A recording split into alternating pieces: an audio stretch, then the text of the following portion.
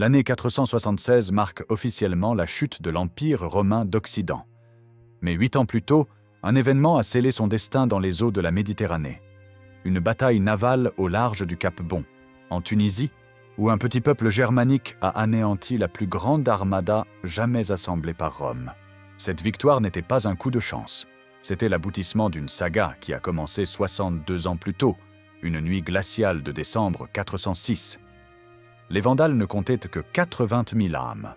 Face à eux se dressait un empire de 25 millions d'habitants. Pourtant, ce sont ces 80 000 personnes qui ont porté le coup fatal à la plus grande puissance que le monde occidental ait jamais connue. Leur arme ? Une audace sans limite et un sens stratégique redoutable. Le 31 décembre 406, le Rhin gèle. Pour les légions romaines affaiblies qui gardent la frontière, c'est le pire scénario possible. Le fleuve, leur rempart naturel contre les barbares, se transforme en autoroute de glace. Cette nuit-là, le général Stilicone a commis une erreur fatale.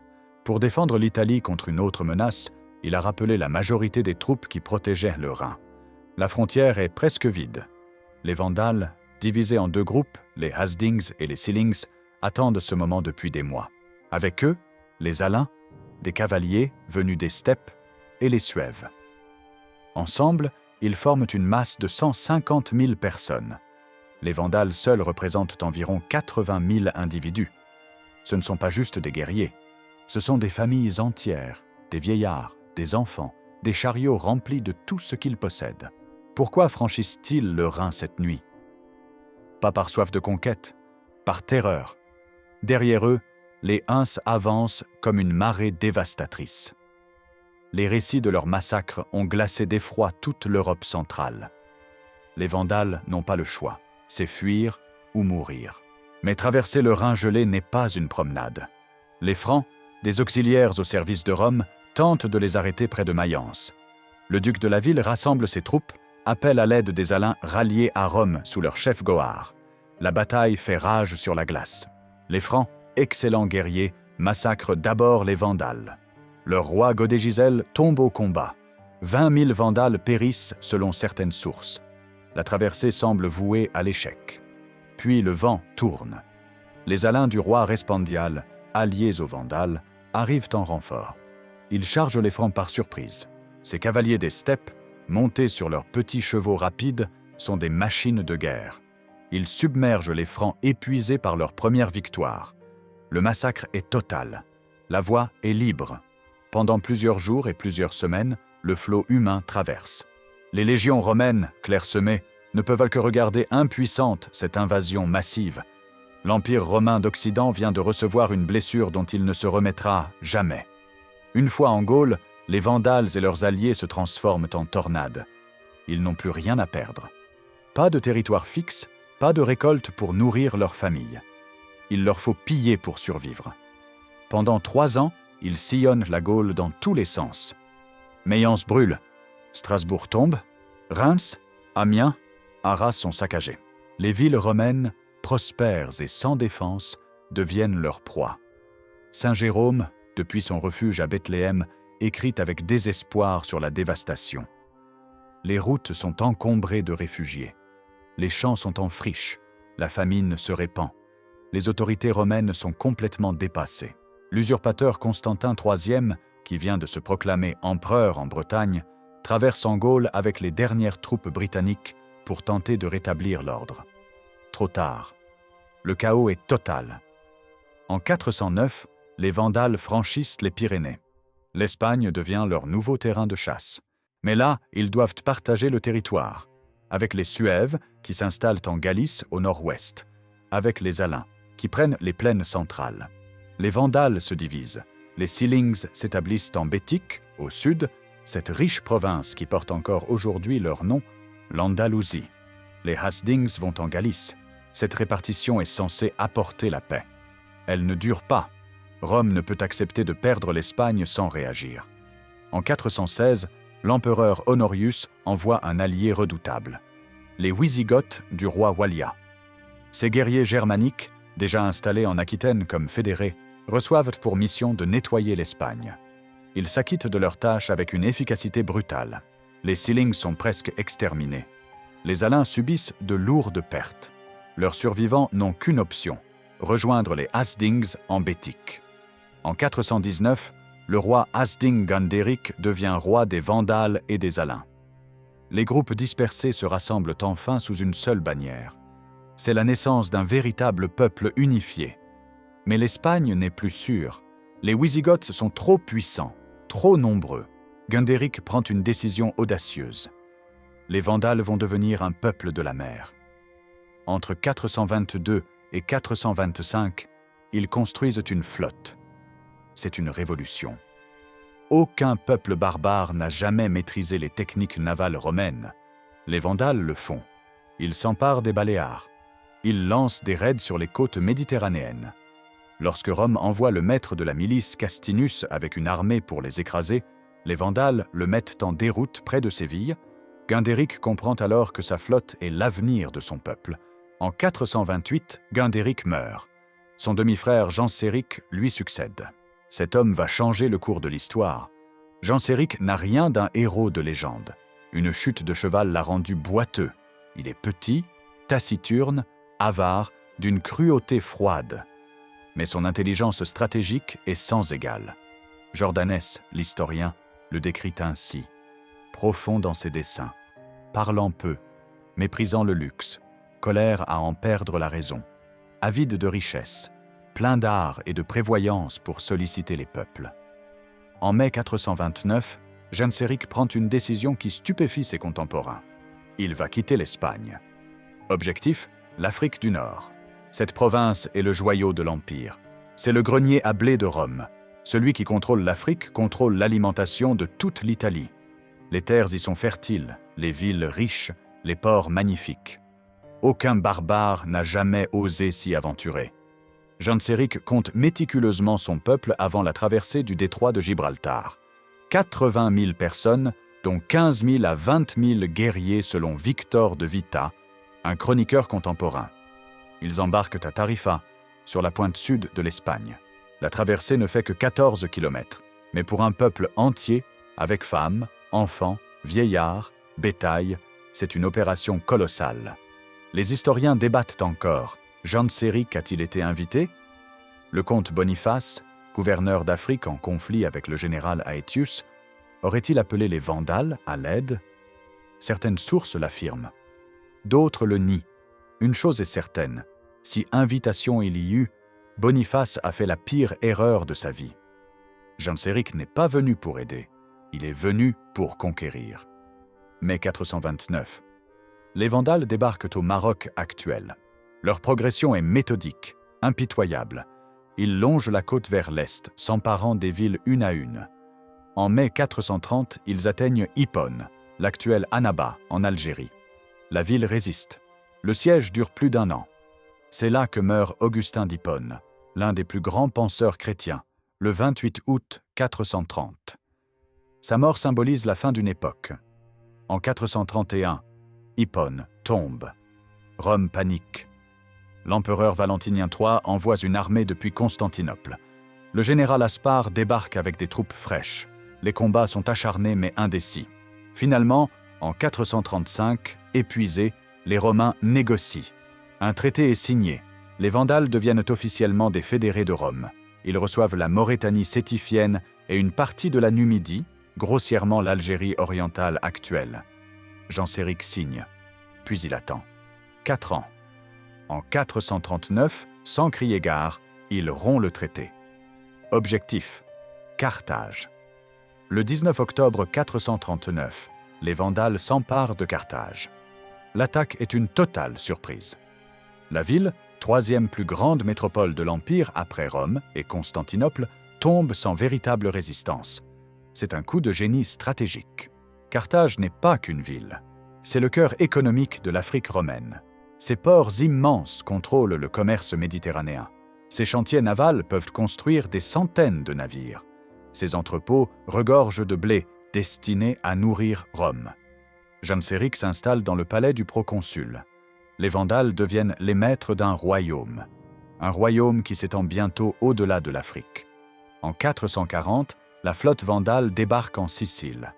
L'empereur Valentinien III, terrorisé, doit négocier. En 442, un nouveau traité reconnaît la souveraineté vandale sur l'Afrique proconsulaire, la Byzacène et la majeure partie de la Numidie, la Tunisie et l'est de l'Algérie actuelle.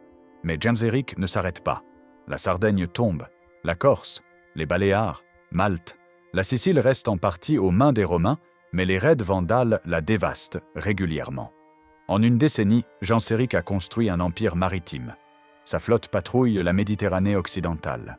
Les navires romains n'osent plus naviguer sans craindre les pirates vandales. Cette domination navale change tout.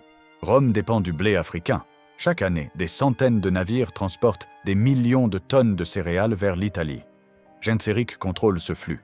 Il peut affamer Rome à volonté. C'est une arme plus puissante que n'importe quelle armée.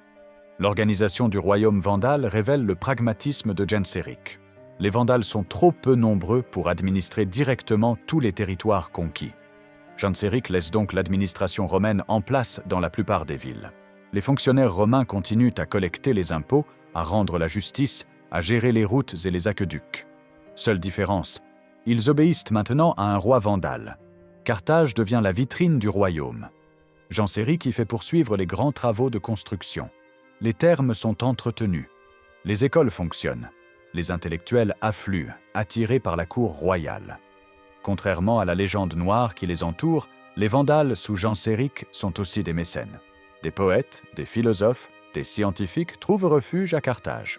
Mais cette tolérance a ses limites. Genséric est arien, une forme de christianisme considérée comme hérésie par Rome. Les catholiques nicéens, la majorité de la population africaine, sont persécutés. Les évêques catholiques sont exilés, leurs biens confisqués, les basiliques transformées en églises ariennes. Cette politique religieuse crée une fracture profonde dans la société africaine. Les élites romaines, catholiques et fidèles à l'Empire haïssent les Vandales. La population ordinaire, écrasée d'impôts, regrette parfois l'administration romaine. Car si Genséric maintient les structures administratives, il change radicalement la fiscalité. Les riches propriétaires romains voient de leurs domaines confisqués et redistribués aux guerriers vandales. Les taxes explosent pour les classes aisées. En revanche, les paysans ordinaires paient moins d'impôts qu'avant. Cette politique populiste assure à Genséric la neutralité, sinon le soutien, des masses. L'empereur Valentinien III est assassiné. Le sénateur Pétrone Maxime s'empare du trône. Pour légitimer son pouvoir, il épouse de force Licinia Eudoxia, la veuve de Valentinien. Puis il marie son fils Palladius à Eudocie, la fille de Valentinien. Problème, Eudocie était déjà promise au fils de Genséric, Hunéric. Pour Genséric, c'est un affront personnel, et surtout un prétexte en or. Le traité de 442 était lié au mariage entre les deux maisons. En rompant les fiançailles, Pétrone Maxime viole le traité. Genséric est libéré de toute obligation envers Rome. La flotte vandale appareille. Objectif: Rome elle-même. Depuis Carthage, les navires se traversent la Méditerranée en quelques jours. Ils débarquent à Ostie, le port de Rome, le 2 juin 455. La nouvelle se répand comme une traînée de poudre. Pétrone Maxime, pris de panique, enfourche un cheval et fuit. Il n'ira pas loin. La foule romaine, furieuse de cette lâcheté, le lynche aux portes de la ville. Son corps est jeté dans le Tibre. Rome se retrouve sans défense. Les troupes palatines restent dans leurs casernes. Personne ne bouge. Le pape Léon le Grand, seule autorité encore debout, sort de la ville pour négocier avec Genséric. La rencontre est brève. Selon Prosper d'Aquitaine, le pape implore le roi vandale de ne pas incendier la ville et de ne pas massacrer la population. Genséric accepte. Mais il ne renonce pas au pillage. Pendant 14 jours, du 2 au 16 juin 455, Rome est méthodiquement dépouillée. Les Vandales ne tuent pas, ne violent pas massivement, ne brûlent pas systématiquement. Mais ils volent tout ce qui a de la valeur. L'or des palais, les vases sacrés des églises, les statues de bronze, les œuvres d'art, le trésor impérial au complet. Genséric sait exactement ce qu'il fait. Il ne veut pas détruire Rome, il veut l'humilier. Le butin le plus précieux? Les objets du temple de Jérusalem, pillés par l'empereur Titus en l'an 70. La menorah en or massif, les trompettes sacrées, les vases du culte juif. Ces trésors ornèrent le palais impérial depuis près de 4 siècles. Ils prennent maintenant la route de Carthage. Genséric emmène aussi des otages de haut rang. Licinia Eudoxia, l'impératrice. Ses 2 filles, Eudocie et Placidia. Gaudentius, le fils du défunt général Aetius. Des milliers d'autres Romains, artisans qualifiés, fonctionnaires, intellectuels, sont embarqués de force. Certains seront vendus comme esclaves, d'autres garderont leur fonction à Carthage, au service de leur nouveau maître. Eudocie épouse Unérique comme prévu. Elle devient reine des Vandales. Sa mère et sa sœur restent captives pendant 7 ans avant d'être libérées contre rançon. Genséric utilise sa belle-fille comme monnaie d'échange politique, réclamant à Constantinople les biens confisqués d'Eudoxia, menaçant de nouvelles attaques si ses demandes ne sont pas satisfaites. Le sac de Rome de 455 entre dans la légende. Le mot vandalisme naît de cet événement, même si les sources historiques montrent que les Vandales furent moins destructeurs que d'autres envahisseurs. Peu importe la réalité, la propagande romaine transforme Genséric en monstre. Pour le monde méditerranéen, les Vandales incarnent désormais la barbarie pure. Pourtant, la vérité est plus nuancée. Genséric n'a pas agi par soif de destruction. Il a frappé l'Empire au cœur pour affirmer sa puissance. Rome a survécu au sac, mais son prestige est anéanti. Comment un empire peut-il se prétendre éternel quand sa capitale est pillée impunément? Après 455, Genséric règne en maître absolu sur la Méditerranée occidentale. Sa flotte lance des raids tous azimuts. Les côtes italiennes sont ravagées année après année. La Campanie, la Sicile, la Calabre subissent des attaques incessantes. En 456, 60 navires vandales saccagent la Sicile. En 458, une horde débarque en Campanie, mais l'armée romaine de Majorien la repousse près du Volturne. Ces raids ont un but précis. Genséric ne cherche pas à conquérir l'Italie. Il veut l'affaiblir, la saigner, l'empêcher de se relever. Chaque raid rapporte du butin, des esclaves, des ressources. Carthage devient une ville fabuleusement riche. Les trésors pillés s'accumulent dans le palais royal. La flotte vandale grossit. 300 navires, 500 selon certaines sources, écument les mers. Rome tente de réagir. En 460, l'empereur Majorien, un homme énergique et compétent, rassemble une flotte de 300 navires en Espagne. Son plan: envahir l'Afrique, détruire le royaume vandale, reconquérir les provinces perdues. Genséric, informé par ses espions, frappe le premier. En un raid éclair, la flotte vandale fond sur les navires romains ancrés à Carthagène. Le combat est bref. La flotte de Majorien est détruite avant même de prendre la mer. L'empereur rentre en Italie humilié. Peu après, il est assassiné. Certains soupçonnent Genséric d'avoir payé les conspirateurs. L'échec de Majorien laisse Rome exsangue.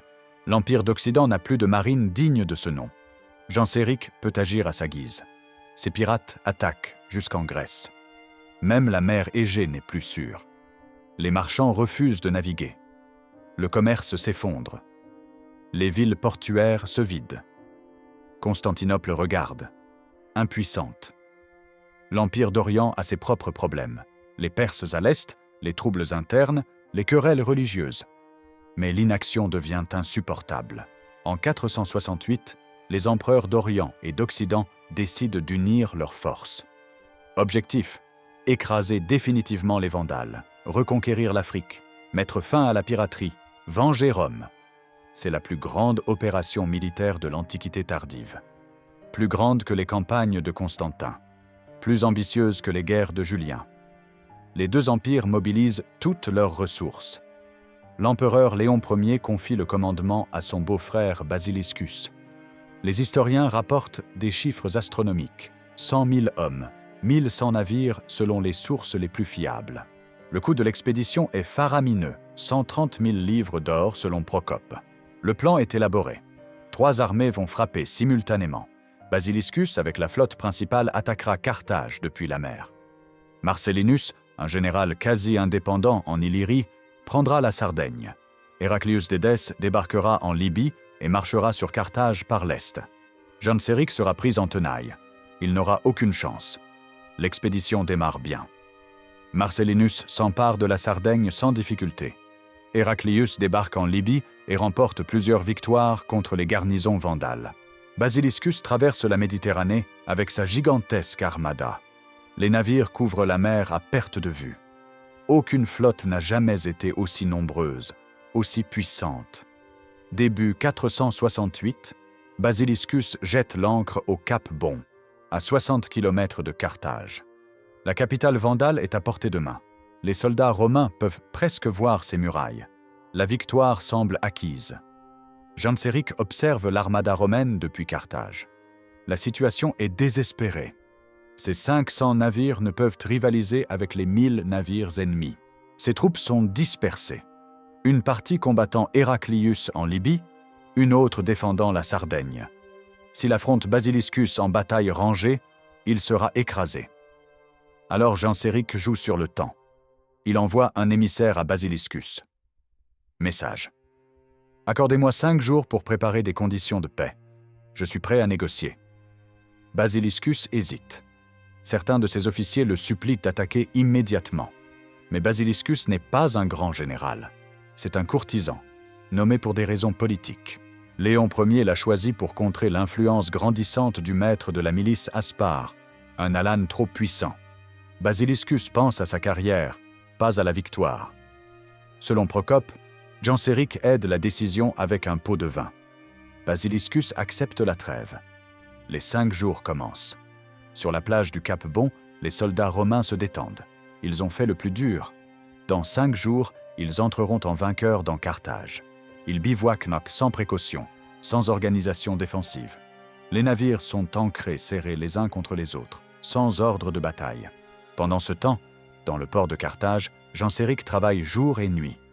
Il rassemble tous les navires disponibles. Il les remplit de matériaux inflammables, bois sec, pois, huile, soufre. Il transforme sa flotte en armes incendiaires. Puis il attend la nuit. Une nuit sans lune, le vent favorable. La 4e nuit, les conditions sont parfaites. Vent d'ouest, obscurité totale, mer calme. Genséric donne l'ordre. La flotte vandale appareille en silence. Les brûlots, reliés par des câbles, forment une ligne de feu flottante. Derrière, les navires de guerre vandales attendent le signal. Les Romains ne voient rien venir. Ils dorment, boivent, festoient. Soudain, des lueurs dans la nuit. Des navires en flammes dérivent vers eux, poussés par le vent. L'alarme est donnée trop tard. Les brûlots percutent les premiers navires romains. Le feu se propage de coque en coque. En quelques minutes, c'est l'apocalypse. La panique est totale. Les marins romains coupent les amarres, tentent de manœuvrer dans le chaos. Les navires s'entrechoquent. Certains chavirent. D'autres prennent feu. Dans cette confusion, les navires de guerre vandales attaquent. Ils frappent méthodiquement, coulant les bâtiments isolés, capturant ceux qui tentent de fuir. Au milieu de ce désastre, quelques Romains résistent héroïquement. Joannes, un lieutenant de Basiliscus, refuse de céder. Debout sur le pont de son navire, il se bat comme un lion, tuant de ses mains des dizaines d'ennemis. Quand Gento, le fils de Genséric, lui crie de se rendre, il crache sa réponse. « Jamais je ne tomberai entre les mains des chiens impies de Vandales. » Puis il saute à la mer avec son armure lourde et se noie. Basiliscus, lui, fuit. Dès que les premières flammes apparaissent, il ordonne à son navire de lever l'ancre. Il abandonne ses hommes et prend la fuite vers la Sicile. La moitié de la flotte romaine brûle ou coule. L'autre moitié dispersée suit Basiliscus dans sa déroute. Plus de 600 navires sont détruits. 10 000 soldats périssent dans les flammes ou noyés. Héraclius, en Libye, apprend la catastrophe. Il refuse de battre en retraite et se maintient 2 ans dans le désert de Tripolitaine avec ses troupes, lançant des raids contre les Vandales. Finalement, épuisé, il est rappelé à Constantinople. Marcellinus évacue la Sardaigne. L'expédition est un échec total. Le coût est astronomique. 130 000 livres d'or partis en fumée. 100 000 hommes mobilisés pour rien. L'Empire d'Orient met des décennies à s'en remettre financièrement. Basiliscus rentre à Constantinople couvert de honte. Il échappera à l'exécution uniquement parce qu'il est le beau-frère de l'empereur. La bataille du Cap Bon change tout. Rome n'a plus les moyens de défier Genséric. l'Afrique est définitivement perdue. Sans les céréales africaines, sans les revenus fiscaux de ces provinces, l'Empire d'Occident ne peut maintenir une armée suffisante. Les généraux barbares qui contrôlent les derniers empereurs fantoches comprennent que la partie est jouée. En 476, 8 ans après la bataille, le général barbare Odoacre dépose le dernier empereur romain d'Occident, Romulus Augustule. Il renvoie les insignes impériaux à Constantinople. L'Empire romain d'Occident cesse d'exister. Genséric, depuis Carthage, a eu sa revanche. 80 000 Vandales ont mis à genoux un empire de 25 millions d'habitants. Le royaume vandale sous Genséric est un paradoxe. Vu de Rome, c'est un repère de pirates barbares. Vu de Carthage, c'est une société prospère et sophistiquée.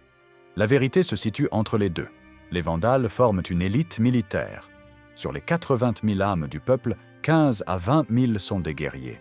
Ces hommes reçoivent les meilleures terres, les domaines confisqués aux riches propriétaires romains. Ils vivent confortablement, servis par les anciens esclaves romains. Leurs familles jouissent d'un statut privilégié. Tout Vandale, même le plus humble, est supérieur à n'importe quel Romain. Mais ils sont trop peu nombreux pour former une société complète. Ils dépendent entièrement de l'infrastructure romaine. Les artisans romains construisent leurs maisons, forgent leurs armes, tissent leurs vêtements.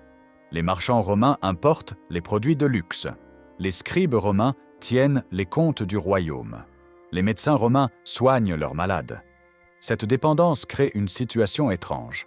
Les Vandales dominent militairement et politiquement. Mais culturellement, ils s'assimilent rapidement. Ils apprennent le latin. Ils adoptent les bains romains. Ils mangent à la romaine. Procope, l'historien byzantin, se moque de leur mollesse. Les Vandales sont de tous les peuples que nous connaissons, ceux qui mènent la vie la plus délicate. Depuis qu'ils s'étaient emparés de l'Afrique, ils s'étaient accoutumés à l'usage journalier des bains et à des festins, où la terre et la mer fournissaient à l'envie ce qu'elles produisaient de plus exquis. L'or brille sur leurs parures. Ils portent des robes de soie. Ils donnent des banquets somptueux. Les guerriers qui ont traversé le Rhin glacé en 406 sont devenus des aristocrates raffinés. Cette transformation rapide sera leur perte. Genséric maintient la discipline par la terreur. Son arianisme fanatique lui sert d'outil de contrôle. Les évêques catholiques sont systématiquement persécutés s'ils s'opposent au pouvoir royal. Les propriétaires terriens qui conspirent sont exécutés sans procès. Genséric gouverne en autocrate absolu. Ses décisions ne se discutent pas. La société africaine reste profondément divisée. Les Vandales ariens d'un côté, les Romains catholiques de l'autre. Les Berbères indigènes, jamais vraiment romanisés, forment un troisième groupe. Ils peuplent les montagnes et le désert. Genséric les laisse tranquilles tant qu'ils paient tribut. Certains Berbères s'allient aux Vandales, d'autres créent leurs propres royaumes indépendants dans l'arrière-pays. Le commerce reste florissant. Carthage exporte du blé, de l'huile d'olive, des poteries, des tissus. Les marchands vandales naviguent jusqu'en Orient. L'économie du royaume repose sur l'agriculture et le commerce maritime. Les raids pirates rapportent du butin, mais ce n'est qu'un complément. La vraie richesse vient des terres fertiles de Tunisie. Genséric meurt en 477, à un âge très avancé pour l'époque. Il a régné 49 ans. Peu de rois barbares peuvent se targuer d'une telle longévité politique. À sa mort, le royaume vandale est au sommet de sa puissance. Ses frontières s'étendent du Maroc à la Libye. Sa flotte contrôle la Méditerranée occidentale. Carthage rivalise en richesse avec Constantinople. Mais Genséric emporte avec lui le secret de sa réussite, son génie politique. Ses successeurs n'ont pas son envergure. Hunéric, fils de Genséric, monte sur le trône en 477. Il hérite d'un royaume prospère mais fragile. Les guerres cessent. La pression sur l'Empire romain se relâche. Les raids diminuent. Hunéric se concentre sur les affaires intérieures. Résultat, il intensifie la persécution des catholiques. En 484, il convoque un concile à Carthage. Les évêques catholiques doivent débattre avec les évêques ariens. Le but, les forcer à se convertir. Le concile tourne au désastre. Hunéric fait exiler en masse les évêques récalcitrants. Des milliers de catholiques sont dépouillés de leurs biens. Certains sont envoyés dans le désert comme esclaves. Cette politique crée une haine tenace entre Vandales et Romains. Hunéric règne 7 ans et meurt en 484. Guntamund, son neveu, lui succède.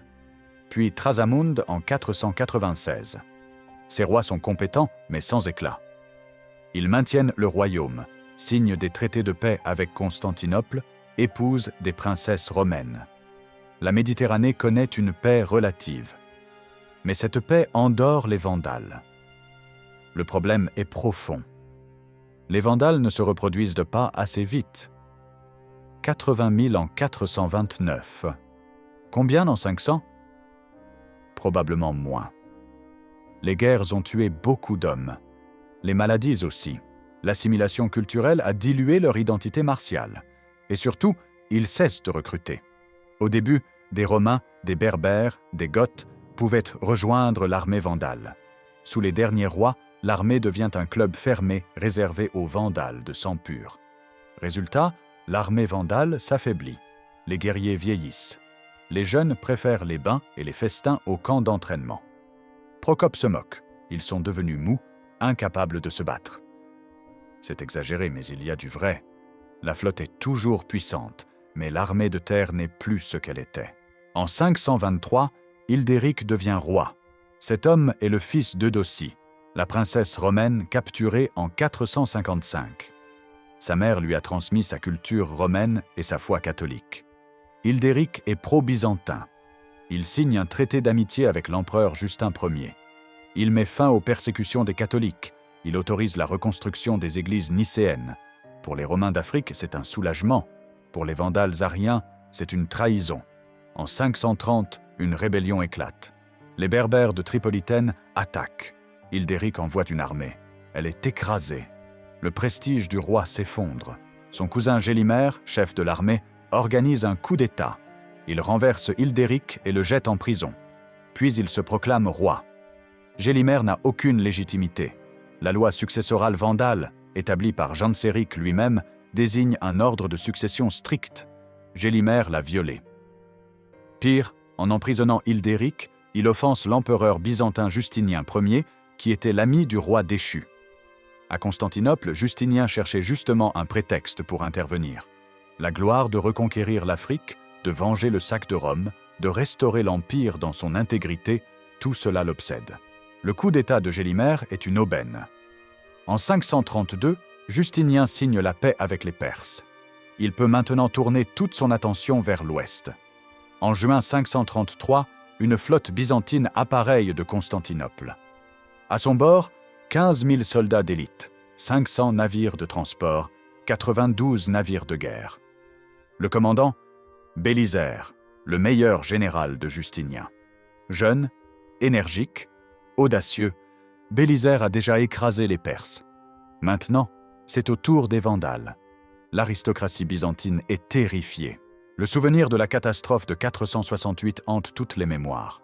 Jean de Cappadoce, le préfet du prétoire, s'oppose violemment à l'expédition. Le coût est énorme, le risque immense. Perdre cette armée signifierait laisser l'Empire sans défense face aux Perses. Mais Justinien ne cède pas. Il veut sa gloire. Il veut reconquérir l'Occident. La flotte met 3 mois à traverser la Méditerranée.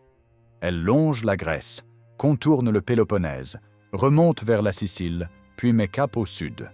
Bélisaire débarque à Caput Vada, à l'est de Carthage, début septembre 533. Il choisit volontairement de ne pas attaquer directement la capitale. La leçon de 468 est bien apprise. Ne jamais sous-estimer la flotte vandale. Gélimer est pris par surprise. La flotte vandale est dispersée. Une partie combat une rébellion en Sardaigne, une autre patrouille au large de l'Espagne. Carthage est pratiquement sans défense navale. Gélimer rassemble ses troupes terrestres à la hâte. Il conçoit un plan ambitieux, encercler l'armée byzantine pendant sa marche vers Carthage. Le 13 septembre 533, les deux armées s'affrontent à l'Ad Decimum, à 16 km de Carthage. Le plan de Gélimer est bon. 3 colonnes vandales doivent prendre les Byzantins en tenaille. Mais la coordination est catastrophique. Les colonnes attaquent à des moments différents. Bélisaire garde son sang-froid. Il repousse la première colonne, puis la deuxième. La troisième, commandée par le frère de Gélimer, est écrasée. Le frère du roi est tué. Gélimer, en apprenant la mort de son frère, s'effondre psychologiquement. Au lieu de rallier ses troupes et de continuer le combat, il perd son temps à organiser des funérailles somptueuses. Les Vandales se replient en désordre. Bélisaire fonce vers Carthage. Le 15 septembre, il entre dans la capitale sans combattre. Les portes s'ouvrent.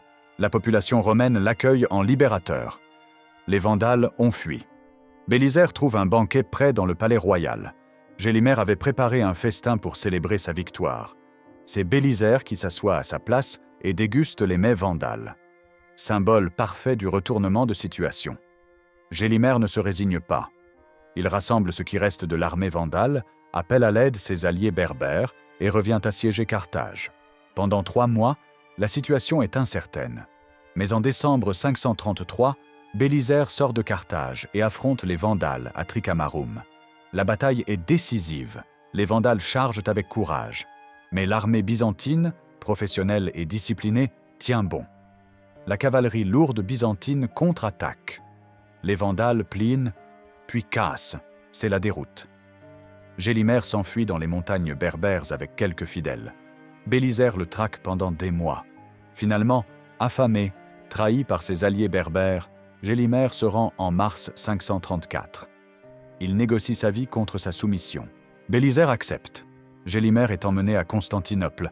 Justinien lui offre une grande parade triomphale. L'ancien roi vandale défile dans les rues, chargé de chaînes, tandis que la foule acclame Justinien. Puis l'empereur se montre magnanime. Il accorde à Gélimer un domaine en Galatie où il peut vivre confortablement en exil. Les Vandales survivants sont déportés en masse, certains à Constantinople, d'autres en Galatie. Quelques milliers parviennent à s'enfuir en Maurétanie césarienne, dans les montagnes. Ils se réfugient chez les Berbères. En 541, ils tentent une dernière rébellion. Écrasés. En 545, les derniers régiments vandales, désormais sous commandement byzantin, sont envoyés combattre les Ostrogoths en Italie. Ironie de l'histoire, les Vandales finissent au service de l'Empire qu'ils ont contribué à détruire. Le royaume vandale a duré 105 ans, de 429 à 534. Un siècle entier pendant lequel 80 000 barbares ont défié Rome, contrôlé la Méditerranée, saccagé la ville éternelle, détruit la plus grande armada de l'Antiquité. Puis ils ont disparu. En 2 batailles, en quelques mois, comme s'ils n'avaient jamais existé. Que reste-t-il des Vandales? Presque rien. Pas de monuments, pas d'inscriptions, pas de littérature vandale. Leur langue s'est éteinte sans laisser de traces. Les rois vandales n'ont pas construit de grandes œuvres. Carthage sous les Vandales ressemblait à Carthage sous les Romains. Les thermes, les aqueducs, les basiliques étaient romains. Les Vandales les ont utilisés, entretenus, mais pas créés. Leur seul legs durable? Un mot: vandalisme, synonyme de destruction gratuite. C'est injuste. Les Vandales n'étaient pas plus destructeurs que d'autres peuples barbares. Les Wisigoths ont saccagé Rome en 410 de manière plus brutale. Les Huns ont rasé des villes entières, mais ce sont les Vandales qui portent l'étiquette. Pourquoi? Parce qu'ils ont frappé au cœur. Rome pouvait pardonner d'être attaquée à ses frontières. Elle ne pouvait pardonner d'être pillée dans sa capitale. Genséric a humilié l'Empire de manière impardonnable. Les historiens romains se sont vengés par l'écriture. Ils ont noirci la réputation des Vandales pour l'éternité. Pourtant, le vrai legs des Vandales est ailleurs. Ils ont prouvé qu'un petit peuple, avec de l'audace et une stratégie brillante, peut mettre à genoux une superpuissance. Ils ont montré que la domination maritime est la clé du pouvoir en Méditerranée. Genséric l'avait compris. En contrôlant l'Afrique et sa flotte, il contrôlait Rome. Les Vandales ont aussi précipité la chute de l'Empire d'Occident. Sans l'Afrique, Rome ne pouvait survivre. Les céréales africaines nourrissaient l'Italie. Les impôts africains finançaient l'armée. En coupant ces 2 sources, les Vandales ont condamné l'Empire. La bataille du Cap Bon en 468 a été le coup de grâce.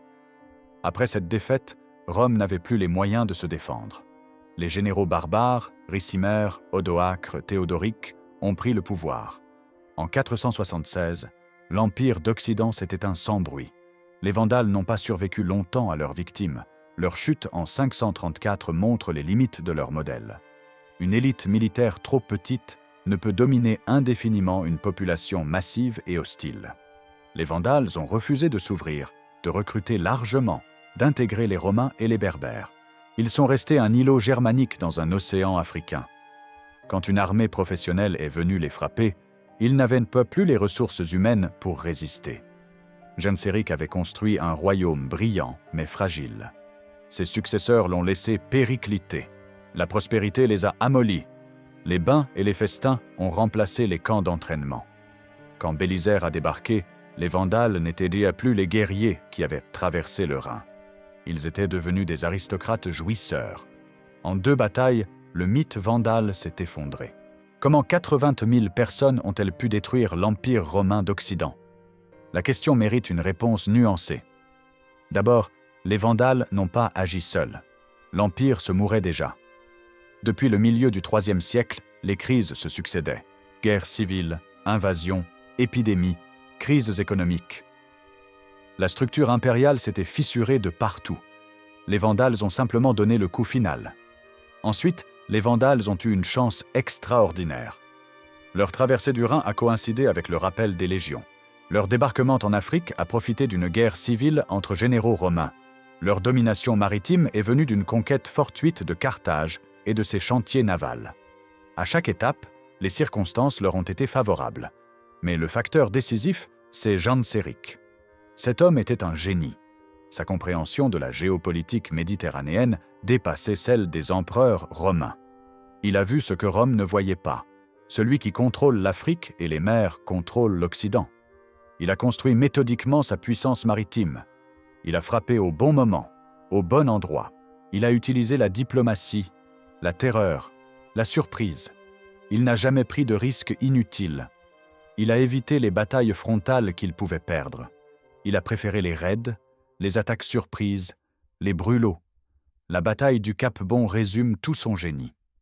Face à une armée 10 fois supérieure, il n'a pas désespéré. Il a gagné du temps. Il a préparé minutieusement son attaque. Il a attendu le moment parfait. Puis il a frappé avec une violence inouïe. En une nuit, il a détruit ce que Rome avait mis des années à rassembler. Les Vandales ont détruit l'Empire romain d'Occident parce qu'ils ont eu un chef exceptionnel à un moment critique. Sans Genseric, ils seraient restés des réfugiés errants en Espagne. Avec lui, ils sont devenus les maîtres de la Méditerranée. Mais leur gloire fut brève.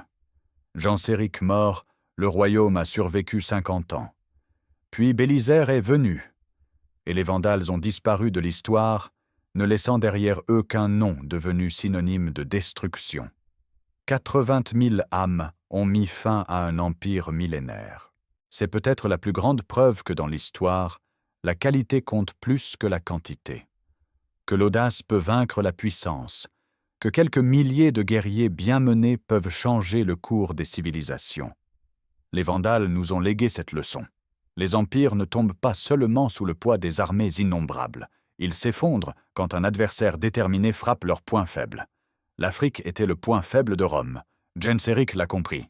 Il a frappé. Et l'empire est tombé. C'est l'histoire des Vandales. 83 000 personnes contre 25 millions. Un roi boiteux contre des empereurs. Une flotte de pirates contre les héritiers de César. Et contre toute attente, ce sont les barbares qui ont gagné. Pas par la force brute, par l'intelligence, l'audace et une compréhension parfaite des faiblesses de leur adversaire. Rome s'est crue éternelle. Les Vandales lui ont prouvé qu'aucun empire ne l'est. Carthage leur a appris les techniques navales. Ils ont utilisé ces techniques pour détruire l'empire qui leur avait appris. L'ironie de l'histoire à son sommet. En 534, quand Bélisaire a détruit le royaume vandale, il pensait restaurer la gloire de Rome. Il ne savait pas que le coup porté par Genseric en 468 était irréversible. L'Empire byzantin a reconquis l'Afrique, certes, mais il n'a jamais reconquis l'Occident. L'Italie est tombée aux mains des Lombards. La Gaule était franque, l'Espagne wisigothique. L'Empire romain d'Occident ne s'est jamais relevé. Les Vandales ont gagné. Même dans leur défaite, ils ont gagné. Ils ont changé à jamais le visage de l'Europe. Ils ont ouvert la voie au royaume barbare qui allait former l'Europe médiévale. Ils ont prouvé que Rome n'était pas invincible. 80 000 personnes. Un siècle de domination. Une bataille décisive. Un empire détruit. C'est l'histoire incroyable mais vraie des Vandales, le peuple qui a fait trembler Rome et qui a porté le coup fatal à l'Empire d'Occident.